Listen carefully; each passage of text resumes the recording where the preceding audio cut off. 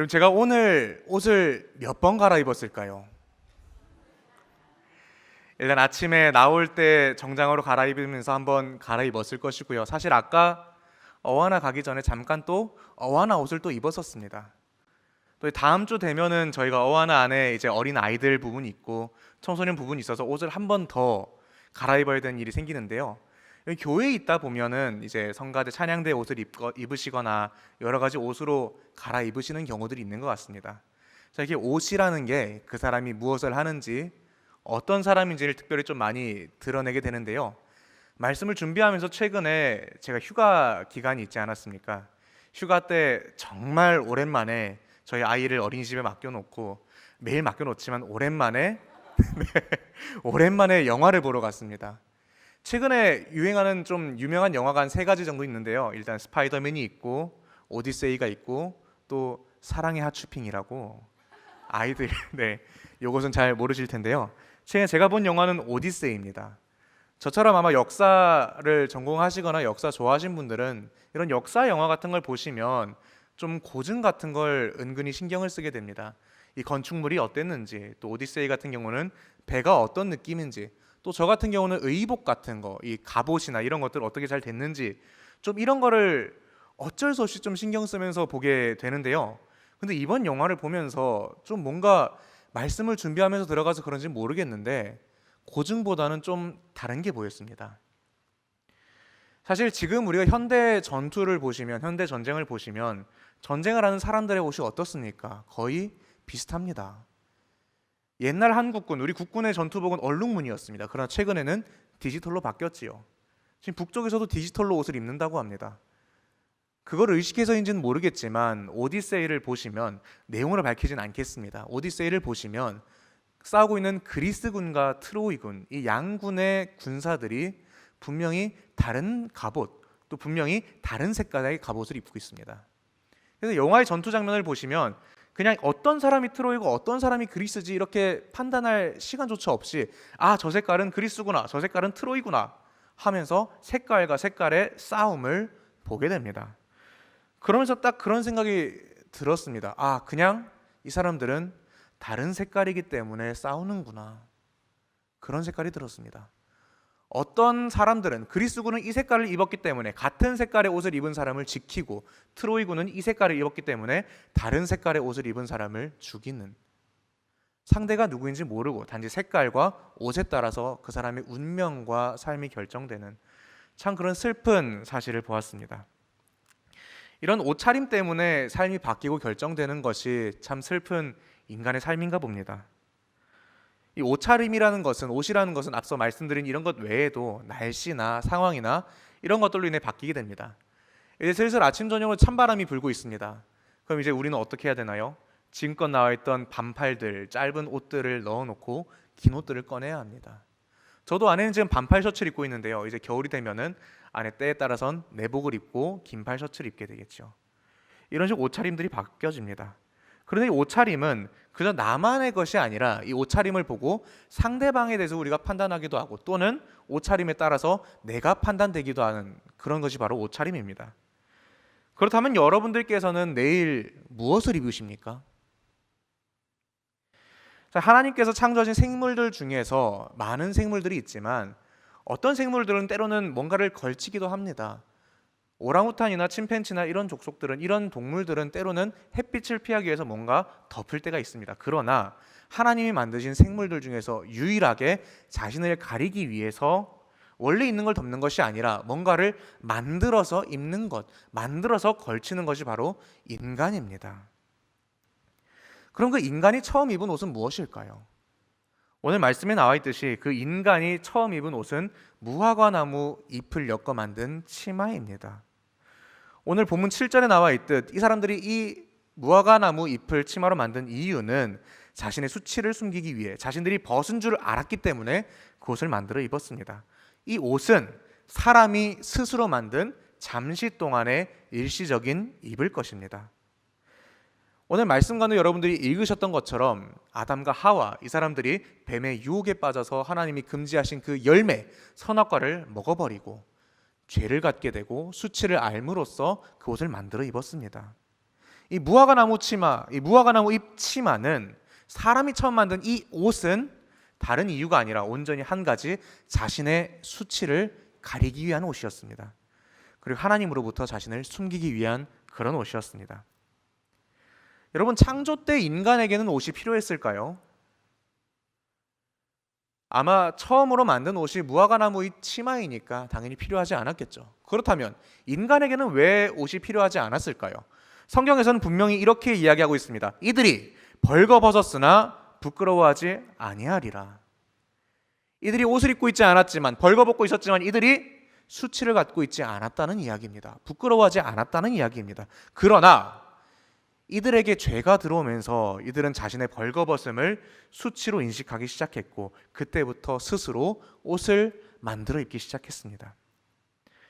오늘 우리가 입고 있는 이 옷 자체가 죄의 증거라는 것은 아닙니다. 그러나 성경에서 인간이 처음 옷을 입게 된 사건이 자신의 수치를 가리게 됨과 연관이 있다는 점에서 어쩌면 이 옷이라는 것은 인간이 그만큼 자신의 죄와 수치를 인지하고 인식하는 생물이라는 증거가 되지 않을까, 그렇게 생각하게 되었습니다. 이렇게 옷을 만들어 있는 아담과 하와의 모습, 자신이 죄를 짓고 수치를 알게 됐던 그 아담과 하와의 모습은 그저 그 태초의 인간들, 그들의 모습에서 끝나는 것이 아닙니다. 이 모습은 지금 현재를 살아가는 우리의 모습과도 겹쳐 보입니다. 그들이 자신의 수치를 숨기기 위해 무화과나무 잎을 엮어 치마를 만들었듯, 우리는 우리의 수치를 숨기기 위해, 우리의 부끄러움을 숨기기 위해, 우리의 부족함을 숨기기 위해 많은 것들을 걸치며 옷을 입고 담을 쌓습니다. 우리는 죄를 마주하고 하나님께 나아가기보다도 자신을 지키려고 점점 더 그렇게 애쓰는 모습을 보입니다. 우리는 때로는 그런 나 자신을 감추기 위해 성공이라는 옷을 입으려 합니다. 때로는 학벌이라는 옷을 입으려고 합니다. 돈이라는 옷을 입으려고 합니다. 직업이라는 옷을, 외모와 명예라는 옷을, 때로는 교회 안에서 신앙생활이라는 옷을 그렇게 걸칠 때가 있습니다. 나는 좀 괜찮은 사람이야. 그래, 나 이 정도면 좀 열심히 사는 사람이야. 이렇게 생각하는 것들, 이렇게 여기는 것들이 모두 우리가 우리의 부족함, 우리의 수치를 숨기는 무화과나무 잎이 될 수가 있습니다. 그러나 여러분 꼭 아셔야 될 게 있습니다. 그 무화과나무 잎, 그것이 얼마나 무성하고 얼마나 두껍고 얼마나 철저히 나를 가렸든 간에 이것은 하나님 앞에서 나를 가릴 수는 없습니다. 내가 이 잎을 열심히 엮어서 치마를 만들고 옷을 입고 남들이 알아보지 못할 그런 옷을 만들었다고는 한들, 사람으로부터 나를 숨길 수는 있어도, 거울로부터 나를 숨길 수는 있어도, 온전하신 그 하나님 앞에서는 아무것도 숨길 수가 없습니다. 하나님 앞에서는 감출 수가 없습니다. 그런데 하나님께서는 그런 사람을 버리지 않으셨습니다. 분명 죄를 지은 사람은 에덴에서 쫓겨나 저주를 받았습니다. 벌을 받았습니다. 그러나 하나님께서는 그들을 버리지 않으시고 계속해서 그들을 돌보시며 은혜를 베푸셨습니다. 그렇게 지어 입히신 옷이 바로 가죽옷입니다. 이 가죽옷은 사람이 만들어 입은 것이 아닙니다.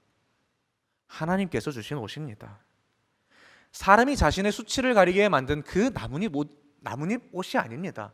사람으로부터 그 사람이 수치를 가졌기 때문에 그 수치를 덮어주시기 위해 하나님께 주신 그 은혜가 바로 가죽옷입니다.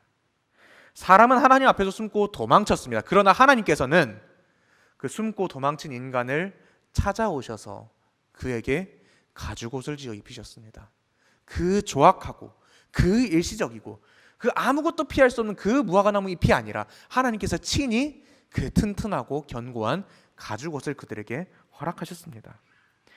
이 무화과나무 잎 치마와 가죽옷 사이에는 큰 차이가 있습니다. 무화과나무 잎은 인간의 의와 자신의 노력을 드러냅니다.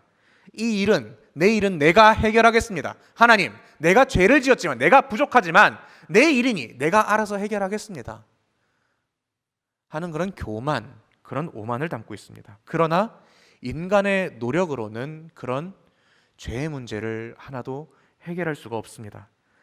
반대로 하나님께서 입히신 이 가죽옷은 하나님의 은혜를 나타냅니다. 사실 성경 속에서는, 말씀 가운데서는 하나님께서 이 가죽옷을 지어 입히셨다라고 말씀은 하고는 있지만 이 가죽옷의 출처에 대해서는 언급하고 있지 않습니다. 그러나 가죽옷이라는 그 이름 자체에서 무엇인가의 희생을 전제하고 있다는 점에서 추측컨대 구약에 있었던 희생 제사와 나아가서는 이후에 있었던 우리의 죄를 위해 희생된 그 많은 일들을 떠올리게 합니다. 모든 성경의 구속사 안에서는 인간이 죄를 짓습니다. 인간이 잘못합니다. 그리고 나서 인간이 어떻게 하나요? 그 죄 앞에서 허덕입니다. 이것을 해결하시는 것은 오직 하나님께서 먼저 내미신 그 손, 먼저 주신 그 은혜입니다. 여러분 꼭 기억하셔야 할 게 있습니다.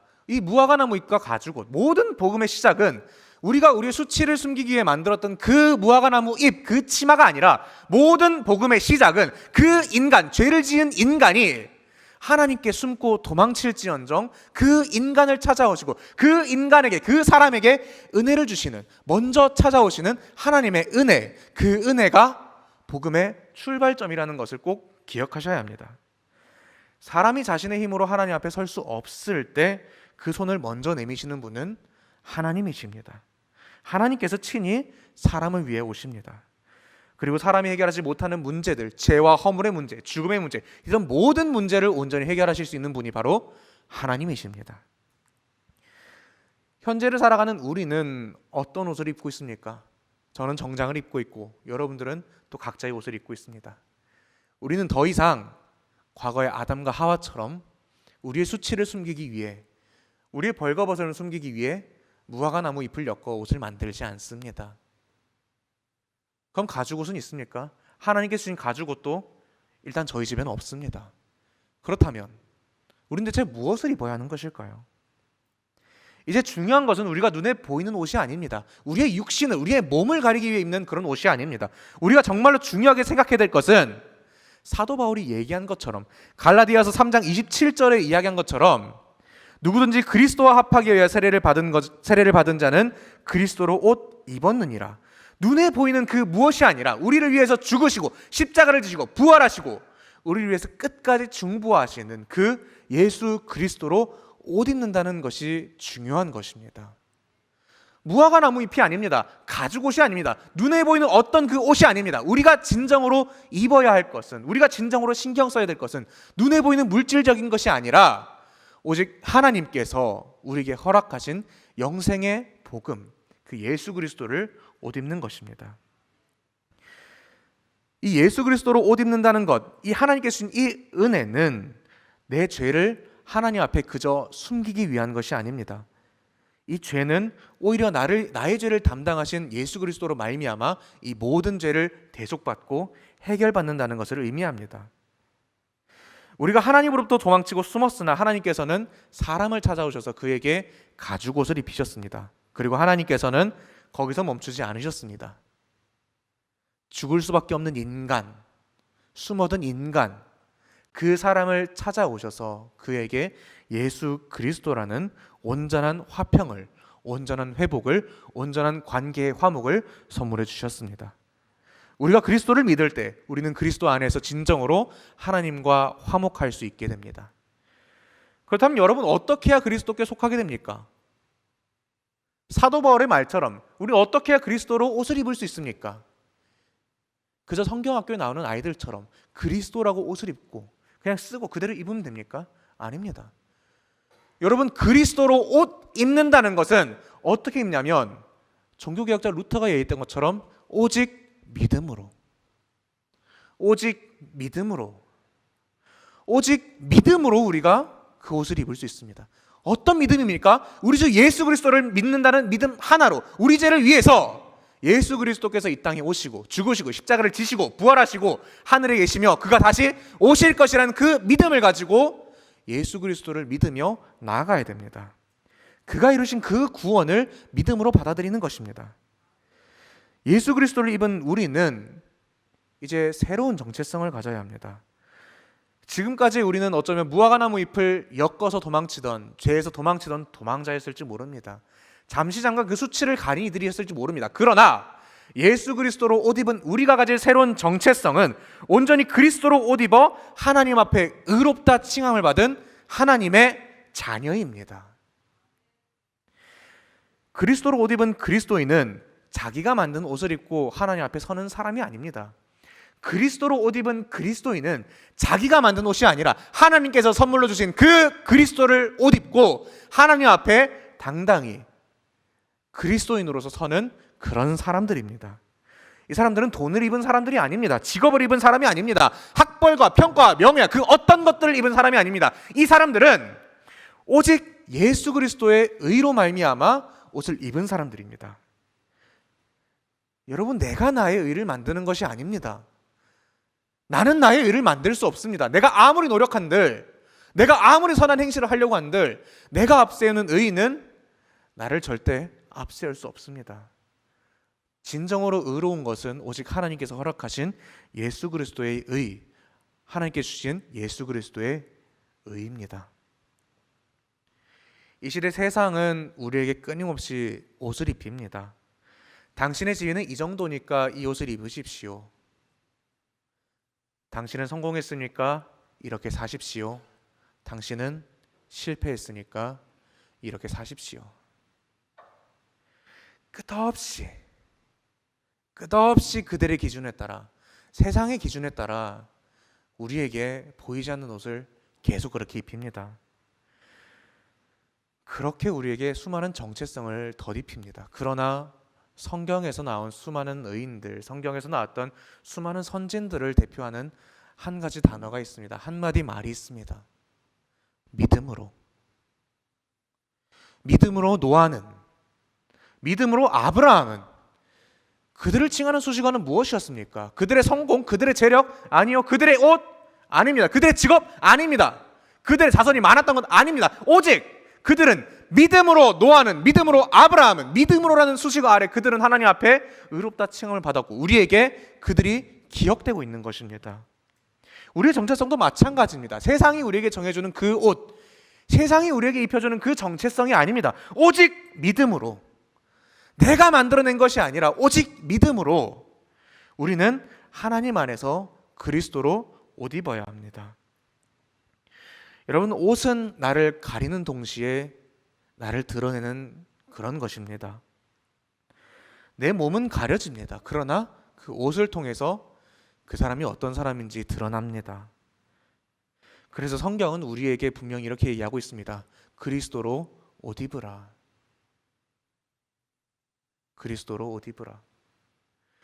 우리의 수치, 우리의 죄, 우리의 허물을 잠시 가릴 수 있는 그 옷이 아니라, 그 옷을 통해서 우리가 죄인임을 드러내는 것이 아니라 온전히 말씀 가운데 나온 그리스도로 옷 입는다는 그 말을 통해서, 예수 그리스도를 믿음을 통해서, 그 공의 가운데 나아감을 통해서, 오직 하나님께서 그 말씀을 붙듦을 통해서 우리의 정체성이 하나님께 속한 자임을, 우리의 정체성이 그리스도임을 사람들에게 나타내며 그 의대로 살아가는 것이 바로 그리스도인의 정체성입니다.